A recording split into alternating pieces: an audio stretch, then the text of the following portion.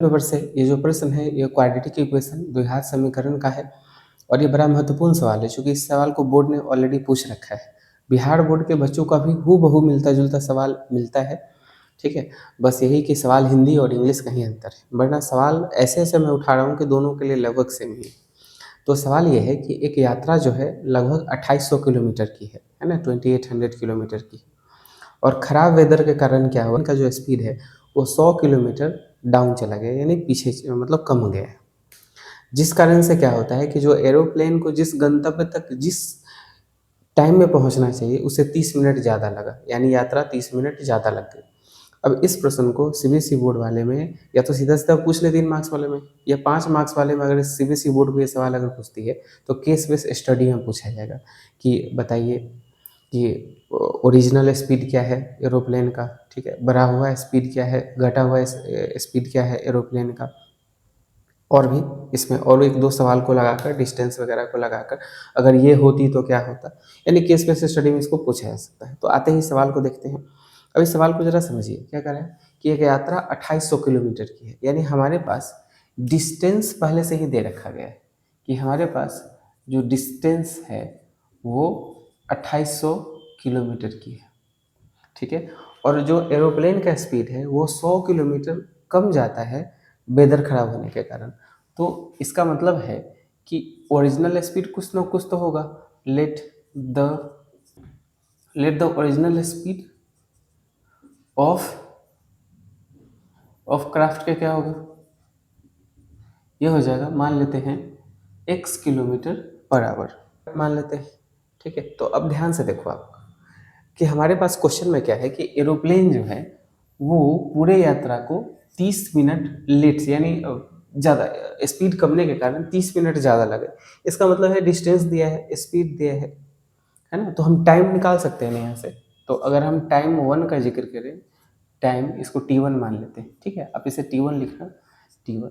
तो समय क्या लिखे, समय का फॉर्मूला क्या होगा बताओ, डिस्टेंस बटे स्पीड, यानी डिस्टेंस कितना है 2800 किलोमीटर और स्पीड कितना है x।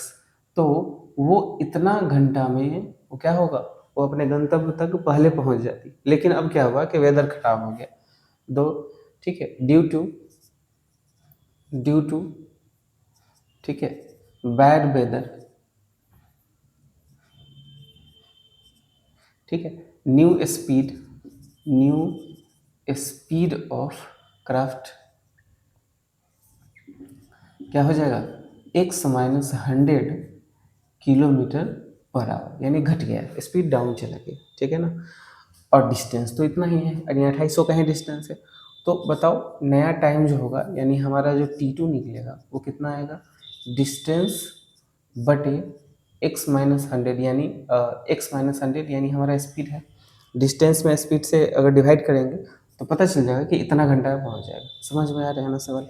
अब सोचो कि अगर ये इस स्पीड से अगर एयरक्राफ्ट अगर चलेगी तो वो ज़्यादा समय ले रही है, यानी यहाँ T2 ज़्यादा है, बड़ा है, और यहाँ T1 क्या है, कम है। अगर किसी क्वेश्चन में, जैसे मैं 3 क्वेश्चन आपके लिए छोड़ूंगा अंत में, तो अगर किसी क्वेश्चन में लेस वर्ड आ जाए, ठीक है, तो वो कैसे बनाएंगे वो आपको बता रहा हूँ, लेस और मोड़ का केस बता रहा हूँ। यहाँ पर क्या हुआ है कि स्पीड घटा है तो समय बढ़ा है, ठीक है, इसका मतलब T2 और T1 के बीच का जो डिफरेंस है ये 30 मिनट है हमारा। तो अकॉर्डिंग टू अगर हम क्वेश्चन पर बात करें तो T2 माइनस T1 के बीच का जो डिफरेंस है हमारा वो 30 मिनट है।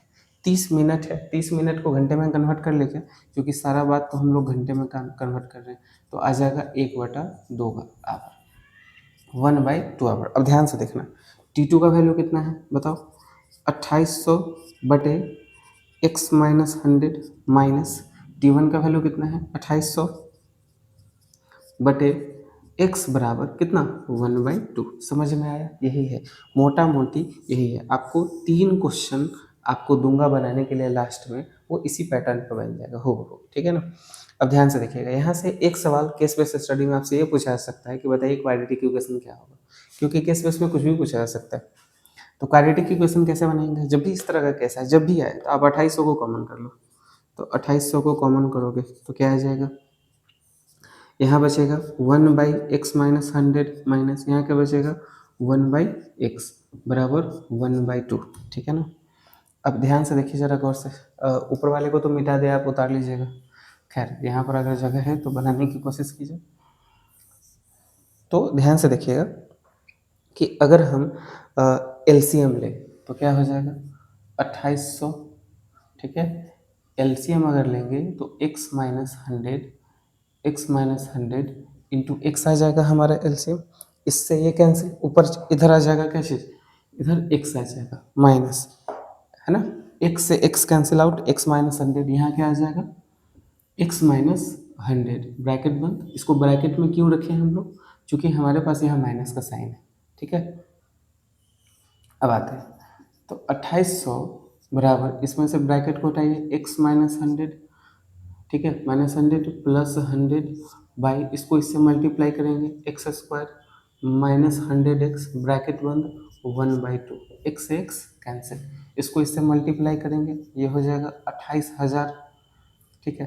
28,000 नहीं होगा, 2,80,000 हो जाएगा, नहीं ये क्रॉस में भाई साहब उधर जाएंगे तो x² माइनस 100x, ठीक है, बाई 2, ये 2 फिर से इधर आएगा तो आ जाएगा 5 6, 28 दूना 56, 2 2 4 2 6 बराबर x² माइनस 100x, इसको उठा के उधर ले जाइए तो जीरो बराबर हो जाएगा x² माइनस 100x, 56,000, ठीक है, सॉरी 5,60,000।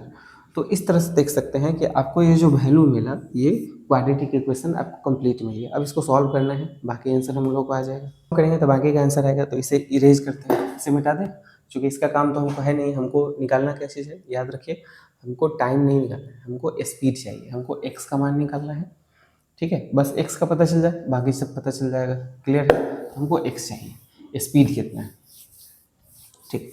तो अब आते हैं सवाल पर, सवाल के इस हिसाब पर आते हैं, इसको सॉल्व करते हैं। यहाँ से आपके पास दो मेथड है, या तो आप सीधा रूप में बैठा दो या मिडिल टर्म फैक्टराइजेशन कर दो। तो हमारे पास है 100। अब ध्यान से देखिए, तो 0 बराबर लिख सकते हैं क्या, 100 बराबर 100 को लिख सकते हैं क्या, 800 में से अगर 700 घटा दें तो 100 मिल जाएगा, -100 मिल जाएगा। और ध्यान से देखिए, 8 7 जा 56, ठीक है, और 2 2 4 यानी 5600 हमको मिल जाएगा, यानी 5 6 4 0 बराबर 0। यहाँ से x को कॉमन कर ले, x कॉमन करेंगे तो 8 माइनस 800, यहाँ से प्लस 700 को कॉमन करेंगे तो x माइनस 800 बराबर 0। यहाँ से x माइनस 800 को एक जगह लिख सकते हैं और x प्लस 700 को एक जगह लिख सकते हैं। कंपेयर करते हैं, comparing etch quantity. CBSE board वाले बच्चे इस लैंग्वेज को लिखेंगे, comparing etch quantity. Bihar board के बच्चे लिखने की आवश्यकता नहीं है। तो x माइनस 800 बराबर 0, यानी x बराबर 800 किलोमीटर पर आवर, ठीक है। हमको स्पीड ही निकालना था तो स्पीड बराबर आ गया। दूसरा ये आएगा x प्लस 700 बराबर 0, यानी x बराबर -700। स्पीड कभी भी यहाँ पर निगेटिव नहीं हो सकता है, तो इसलिए हमारा जो आंसर होगा वो 800 किलोमीटर पर स्पीड होगा। अगर डिक्रीज स्पीड की बात करें, ठीक है, न्यू स्पीड की बात करें, ये तो पुराना वाला था ना, तो न्यू स्पीड कितना हो जाएगा, क्योंकि याद होगा x माइनस 100 था, x का वैल्यू आया 800 माइनस 100, यानी 700 किलोमीटर पर आवर। यानी एरोप्लेन 700 किलोमीटर पर आवर के हिसाब से अगर उड़ेगी तो 30 मिनट लेट से पहुंचेगी। ओरिजिनल ड्यूरेशन ऑफ टाइम कितना होगा, यानी एरोप्लेन जो है अगर उसी रफ्तार से उड़ती, यानी 100 किलोमीटर यानी 800 किलोमीटर घंटे की रफ्तार से अगर उड़ती तो वो कब पहुंचता। यानी T1 की अगर हम बात करें कि मान लीजिए अगर इस क्वेश्चन में हमको T1 निकालना हो, ओरिजिनल ड्यूरेशन ऑफ टाइम यानी T, क्योंकि यही है T हमारे पास, T1 2800 बटे x का वैल्यू कितना आया 800, 0 से 0 कैंसिल, 2 के पारा से 14, 2 के पारा से कितना 4 और कटेगा क्या, हाँ 4 दूना 8, 4 सते 28, समझ में आया। यानी 7/2 आवर, 7/2 आवर को कन्वर्ट कर सकते हैं क्या, 2 के पारा से डिवाइड कीजिए, 2 के पारा से डिवाइड करेंगे तो 2 3 6, 3 घंटा, पॉइंट आया 3 घंटा कितना 3 घंटा कितना 30 मिनट होगा, क्योंकि आधा आ रहा है यहाँ पर। तो 3 घंटे 30 मिनट कैसे है वो पूछ रहे हैं, ठीक है। देखो आप जब भी इस तरह का सवाल आए तो आपको 30 मिनट कैसे है वही पूछ रहे हैं ना, मैं बता रहा हूँ। 2 से डिवाइड कीजिए, 2 3 6, 1 आया ऊपर से कटा, ठीक है, 7 में से 6 गया तो 1 आया। अब ध्यान दीजिए, अब ये 1 जो है 2 से तो डिवाइड होगा नहीं, तो इसको कन्वर्ट करेंगे किस में, इसको कन्वर्ट करेंगे मिनट, चूँकि ये घंटा में है तो इसको कन्वर्ट करेंगे मिनट में, 60 से मल्टीप्लाई करेंगे तो अब कितना आ गया, 60 मिनट आ गया अभी।